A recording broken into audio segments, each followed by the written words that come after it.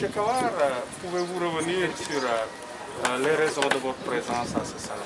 Alors j'ai été invité à ce salon par Monsieur Mohamed Fall en tant qu'acteur économique dans le pays, qui est mon pays, le Sénégal, et pour me remercier et me gratifier par rapport justement au bond économique qui a été fait avec l'apport des industries de haute technologie aujourd'hui au Sénégal et par les centaines d'emplois qui ont pu être générés directement grâce à cette fonderie et les milliers d'emplois indirects derrière qui ont pris le relais aussi.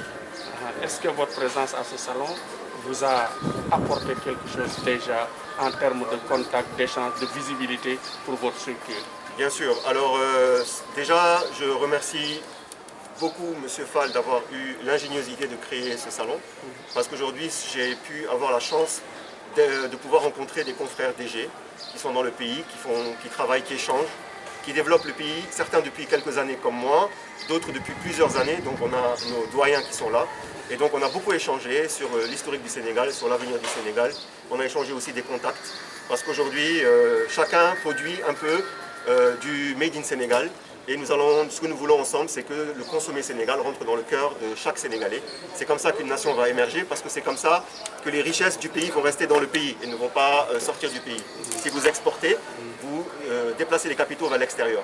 Alors que si vous produisez et que vous vendez dans le pays, si vous importez, vous faites fuir les capitaux à l'extérieur, mais si vous exportez ou vous laissez l'argent dans le pays, c'est ce qu'on appelle l'économie circulaire. Donc soit vous enrichissez votre pays au niveau du produit intérieur brut, soit aussi vous enrichissez votre nation et donc vous créez des métiers et de futurs consommateurs. Actuellement, c'est l'emploi des jeunes qui est à la mode au Sénégal. Oui. Est-ce que Fabri Metal propose quelque chose en termes d'octroi d'emploi pour nos jeunes? Oui, alors Fabri Metal avait promis à l'APIX au début du projet de créer 350 emplois en 5 ans. Fabri Metal est là depuis 2019 seulement et Fabri Metal a déjà presque doublé ses promesses qui sont déjà à 600 emplois directs, sans compter les emplois indirects. Fabri Metal est sans cesse en expansion aujourd'hui et nous avons cette année prévu encore l'augmentation d'une centaine d'emplois directs. Voilà. Et nous allons suivre aussi bien sûr le vœu de M. Fall, c'est de prendre 10 stagiaires chaque DG de ce pays pour atteindre le quota, dépasser le quota de 2500 stagiaires. Donc Fabri Metal lève le doigt et accompagnera aussi cette initiative-là et prendra 10 stagiaires. Oui, on connaissait la famille Kawar dans d'autres secteurs, dans d'autres secteurs de notre économie nationale. Aujourd'hui, vous êtes dans un secteur à forte valeur ajoutée et du métal. Qu'est-ce qui vous a inspiré? Ce qui m'a inspiré, justement, c'est parce que je suis né dans ce pays, mon âme est née ici, je ne l'ai pas choisi. Et j'aime ce pays jusqu'à la mort, et il brille dans mon cœur. Et j'ai fait de l'humanitaire aussi dans ce pays-là, et j'ai vu toutes les souffrances qu'il y avait. Ce n'est pas de la pauvreté forcément, c'est de la richesse qui n'arrive pas à s'exprimer. Ce sont des jeunes qui brillent dans leur regard, dans leur esprit, mais qui se sentent frustrés. Et donc, en regardant aussi le déséquilibre environnemental, parce que je suis aussi écologiste de passion, passionné d'orages tropicaux. Donc depuis 30 ans que j'observe le ciel sénégalais, je me rends compte que les orages se font de plus en plus rares, que les hivernages ne sont pas très bons. Certains sont excellents, d'autres sont catastrophiques, sachant qu'aujourd'hui chaque Sénégalais, 60% des Sénégalais, 60% de l'économie sénégalaise est basée sur l'économie pluviale. Aujourd'hui, je me rends compte qu'il faut reboiser le pays, mais que ça va être compliqué. Donc, pour donner de l'emploi aux jeunes, ce qu'il faut faire d'abord, c'est créer des industries, c'est créer des grosses sociétés qui vont pouvoir absorber des dizaines, voire des centaines de Sénégalais. Vu qu'on est 16 millions aujourd'hui, avec une population à 60% jeune. Voilà ce qui m'a poussé à créer donc, les industries. Et aujourd'hui, je ne voulais pas créer n'importe quelle industrie, je voulais créer une industrie qui puisse vraiment être fière d'imposer sa propre technologie sur la scène de sa nation. Et donc aujourd'hui, Fabri Metal, c'est une industrie, c'est une haute technologie qui est installée ici, c'est une Rolls-Royce qui est posée ici à Sébikotane.